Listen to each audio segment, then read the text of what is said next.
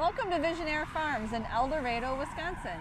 I'm Janet Clark, and I farm with my family on the farm that I grew up on. My husband and I are taking over ownership along with my younger brother David and his family. My parents are transitioning the farm. They are fifth-generation farmers transferring down to sixth-generation farmers. We're going to take you on a tour on our farm today with my kids. Grace, and this is my little brother Levi. Come along. Our farms, we raise all of our calves in these individual huts, just like a baby in a crib. This way we can monitor how clean they are, how much feed intake they have, and how much water they're also drinking. These calves will also be on milk, and they'll be in these huts for 2 months. We feed our calves twice a day, and each calf drinks about a gallon of milk each feeding. So that's 2 gallons of milk each day so that they grow really tall and strong. This is one of our newest calves. She was born just a few days ago. We bed in the summertime with this chopped straw so that it's nice and cool for them, and these huts also have vents to make sure that there's good airflow for each calf. In the wintertime, we use long straw and that we bed it really thick so that in the wintertime they stay nice and warm.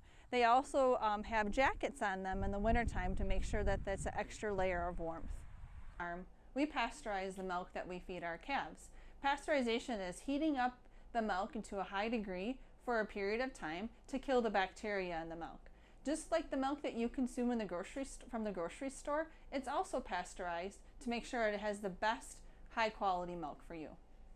For the first month, all of our calves are fed on bottles. That's why we use these bottle holders, and that way we can monitor how much milk they're taking in at each feeding, and then we keep records of that if we have to change any of their diet. The other thing that we add to their diet is going to be grain and water. In the first few days of life, we're going to make sure that we're giving them this good grain. It's got molasses on it, so it's really nice and sweet smelling and attractive. We call this a starter grain, and this gives the chance for the calves to get the taste of grain and know what grain tastes like, so when they get older, they know what grain is like, so when they're in the super hut and with their friends in the community huts, then they know what they need to eat. Here we are in the super huts, and these calves are our wean calves. So that means that they're 2 months or older, and they're no longer drinking milk every day. Their diet is going to be hay and grain, and then also fresh water. In the super huts, this is their chance to be with groups. So we have usually 4 to 5 calves per hut, and as they get older, we have less, depending on the size of the calf. And the goal here is that they're going to get used to being socialized with other animals and what it's like to be a cow. So they're going to know what it's like to share, and also how to be laying down next to other animals like they are going to be when they're in the older group with the cows. In this group of cows, these are our pregnant cows that are going to be having their babies soon. In order for a cow to give milk, she needs to have a baby. Most cows have their first baby when they're 2 years old. And then the goal is that they have a baby once a year after that first baby. Just like the cows are just like humans, their gestation is pretty much the same amount of time.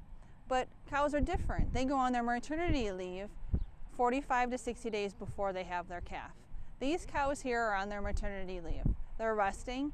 Their diet has changed a little bit so that all of their energy is going towards making that calf the healthiest calf possible instead of the energy going towards making milk.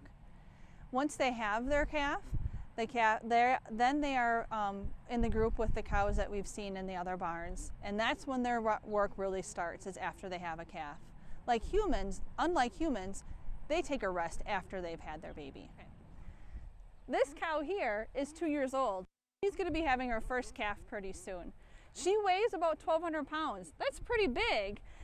We do have cows that are bigger. As they get older, they do get bigger. And our heaviest cow is about 1,900 pounds. That's almost 1 ton.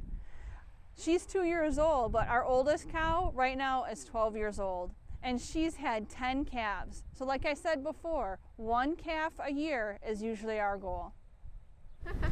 Here we're in our freestyle, and in the freestyle, the cows are free to go wherever and whenever they want. They come in and they lay down, or they'll go out, hang out with their friends, and then they can go and eat and drink water as much as they want throughout the day. In our freestyles, we have sand. It's about 18 to 20 inches of sand, and we replace that sand every week to make sure that it's nice and clean for the cows to lay in. The beds are cleaned during each milking to make sure that there's no dirt or anything that the cows would be laying on. And the sand is nice and warm in the wintertime, and then it's also cool in the summertime when they get to lay on it. And it also, the nice part is that it also molds to the side of their body. So when they're laying there, there's always comfortable, and it's the best for the cows. In both of our barns, we have brushes like this for the cows. And what this does is it just gives them something to scratch and rub on and make sure that their back is nice and clean. They sometimes like to throw feed or sand on their back, and this is the way for them to kind of scratch that off and make sure that our cows are always clean and have something to entertain themselves with. Okay. This is our special cow. Her name is Ellie, and she's been one of my daughter's cows that she shows at the fair. And if you can see, Ellie's got a special orange tag in her ear. Maybe she'll cooperate in a minute. And what those are, it's like a Fitbit for a cow. We can monitor how much they're eating. We can monitor how much activity they're doing. And then that way, that'll indicate to us if they're feeling good or if there's a time where they're not feeling right and we need to check on them and see what's going on, if they have an upset belly or something else. So as Ellie cooperates a little more, you can see her monitor, and then you can also see her tag number. And that's the way that we identify each cow. As they get older, we can monitor as far as how much milk production they're giving, and then also their health, so that we can know from generations to generations which calves are theirs and follow their genetics. I'll do that. Okay, this is our parlor. We milk 8 cows on this side, 8 cows on this side. They walk in because they want to be milked. They walk in all by themselves. We milk at 4 a.m. and 4 p.m. On our farm, we milk twice a day. Some farms choose to milk 3 times a day. Twice a day just works best for our cows and our family. When each cow comes in, the first thing we're going to do is we're going to use this iodine, and this is is sanitizing. So it's going to sanitize the teat. That's where the milk comes out of, is the teat. And then the next step we do is we're going to wipe off each teat, and each cow gets their own wipe, and then that gets thrown away. Then the milker is going to be attached, and this is what a milker looks like. All of these are going to go on each teat, and they're all have a liner in it, and it's nice and gentle, and it isn't going to hurt the cow. So each cow milks about 8 to 10 minutes. That's the longest usually it takes for a cow to milk, and then she's done and able to go out when she's all finished being milked. When her side of the parlor, her 8 cows are all done, they can all leave together. Our parlor is set up so that milk never touches hands. So we'll show you the milk. We'll go down into these stainless steel lines. There's different filtration systems that it goes through, and then it goes right into the big tank. And then the final step before the cows leave the parlor is we dip them with this blue dip. It's a post dip. And this dip is like a lotion that we put on the end of their teats. And it just makes sure that their skin stays nice and healthy, and that makes it their udders healthy and makes good quality milk. On our farm, in order to cool the milk, we use the plate cooler. So the milk is going to go through this silver pipe, and as it's going through, the plates of cold water are going to cool that milk. On one side, it's the temperature that it comes out of a cow at 102 degrees, and then it's going to cool it down to 63 degrees as it goes through that plate cooler. So then that water is then warm after it cools that milk. So that warm water then goes into tanks up in our storage area, and that's all going to go into the water tanks for the cows to drink. Cows love warm water, and that's a great way for us to recycle water on our farm. So after the milk leaves the parlor, it's going to come into the milk tank here.